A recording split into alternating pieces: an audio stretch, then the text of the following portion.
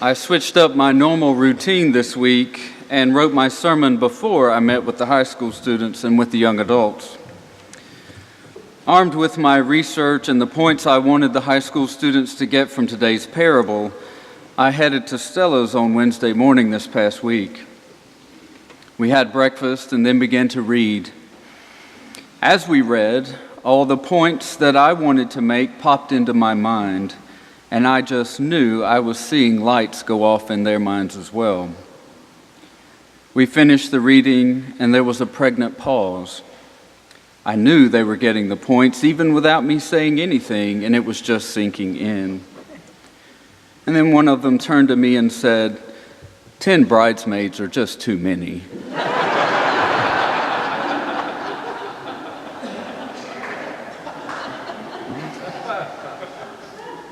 Well, it took me a while to get back my composure.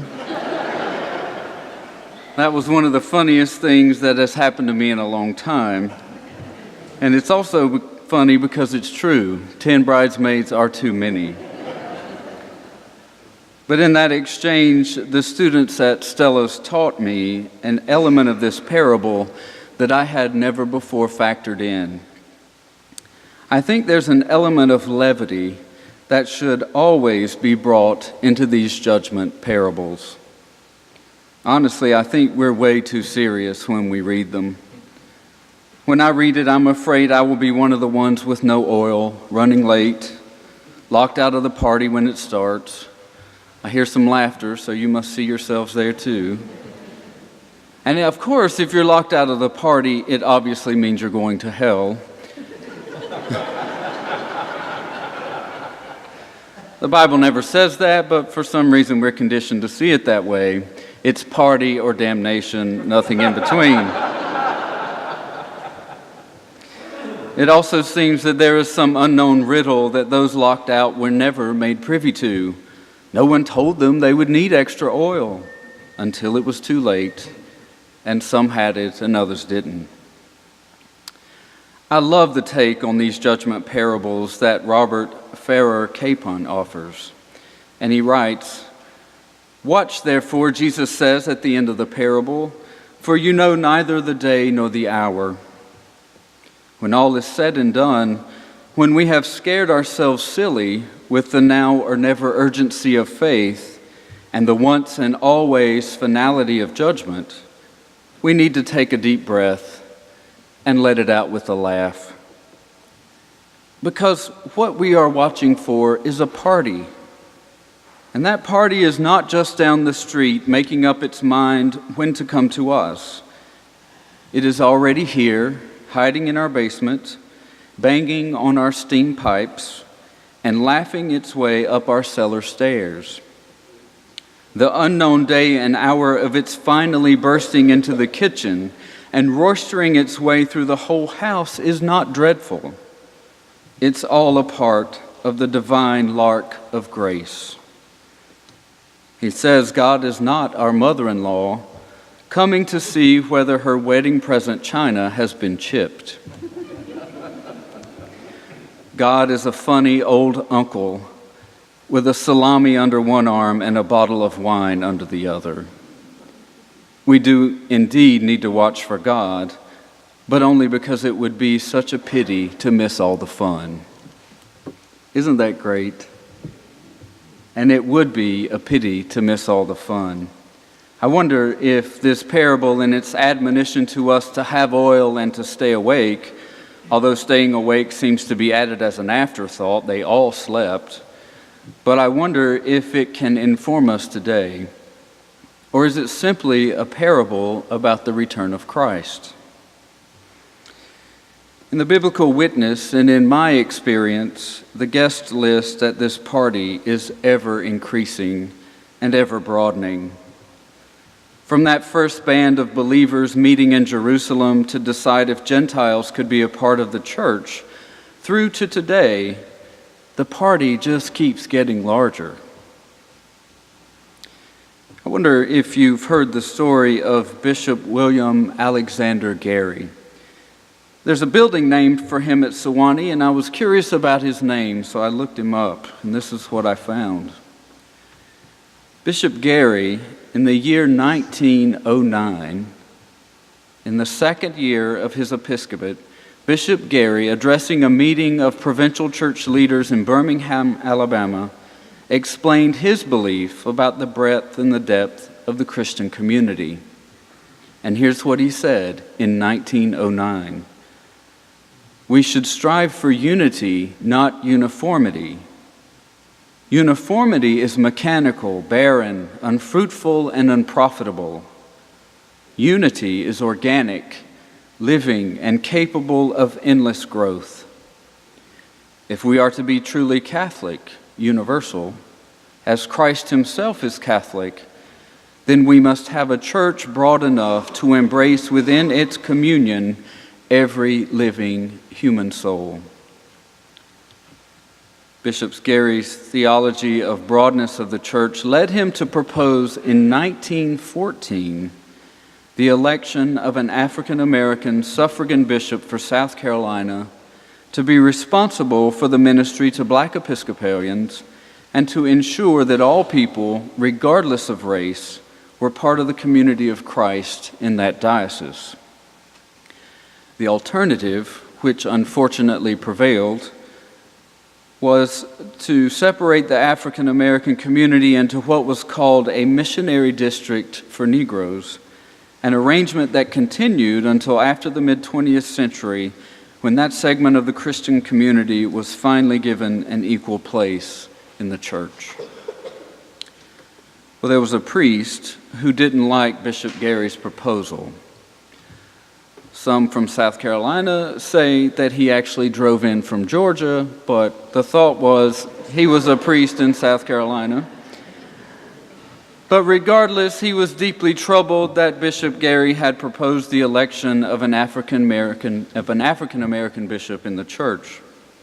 He had written that the bishop, given his way, would root out the principle of white supremacy in the South.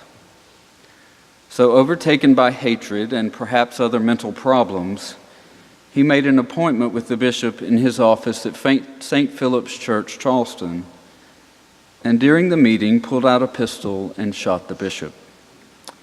He then turned the gun on himself, taking his own life, and Bishop Gary died 4 days later. The guest list for the party is ever increasing, and I notice it's also increasingly urgent. In all these judgment parables, there is this thread of urgency. It's time to decide. It's time to act. Being ready and vigilant is important, and recently, the Anglican Communion was even caught off guard. Our communion was invited to a party, and parts of our communion found that it was unready to deal with the guest list. In 2003, the Episcopalians in New Hampshire elected an openly gay bishop. Many of you remember those very painful times in our church. Whole dioceses wanted to leave our communion. Many parishes and parishioners actually did. It was very costly. The Anglican Communion put out a statement shortly after that said in part, "We must make clear that the recent actions in the Episcopal Church do not express the mind of our communion as a whole, and these decisions jeopardize our sacramental fellowship with each other. If Gene Robinson's consecration proceeds, we recognize that we have reached a crucial and critical point in the life of the Anglican Communion, and we have had to conclude that the future of this communion itself will be put into jeopardy." Do you know how the communion responded? In what I think was a gross lack of leadership from Canterbury, the decision thereafter was made that we need to go buy more oil. We're going to leave this party and have a study that studies the effects this has on our communion. Eventually, the findings of that study were published in a report called the Windsor Report, and it suggested a restrictive covenant with the church. And that report was shelved and never came to fruition. Timely decisions about the kingdom are very important. And they're important because anything less communicates to new guests that they are not welcome at the party. And the welcome into the kingdom is the most important thing. Let everyone get to the party. Let God worry about the rest of it. And timeliness matters because people are desperate to hear that God is deeply in love with them. There was a Methodist minister and his wife who once attended a funeral for one of their parishioners' family members. The Methodist minister said the funeral was in a little hot, crowded, off-brand Baptist country church. Are your minds there now? The minister said, "I have never seen anything like it.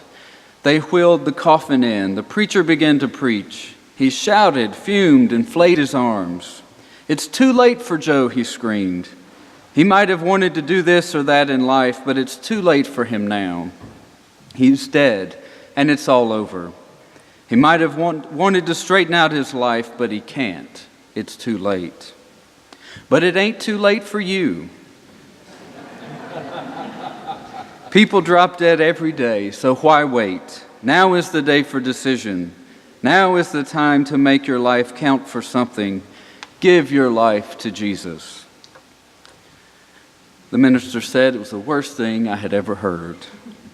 Can you imagine a preacher doing that kind of thing to a grieving family? On the ride home, he turned to his wife and said, "I've never heard anything so manipulative, cheap, and inappropriate. I would never preach a sermon like that," he said. And she nodded her head in agreement. And of course, she added, "The worst part of all is that what he said is true." I'm not sure where God is calling the church next. It could be that we need to face head-on our epidemic of gun violence in this country. Maybe there are other things God is calling us to do. But we need to be ready. We need to be prepared. We need to do it now to start our study of the Spirit of God and not wait on a time that calls for decisive action and then go buy more oil. If we do that, we'll miss the party. And if we do miss it, it is purely our own fault and not some arbitrary decision on God's part. The Spirit of God is dynamic, like the wind, and it goes wherever it wills. And this is the thing that the church always needs to remember. We do not have a monopoly on the Spirit of God. We can run up our sails and follow where the Spirit goes, or we can stay safely in the harbor and miss all the fun. But we have to decide. Amen.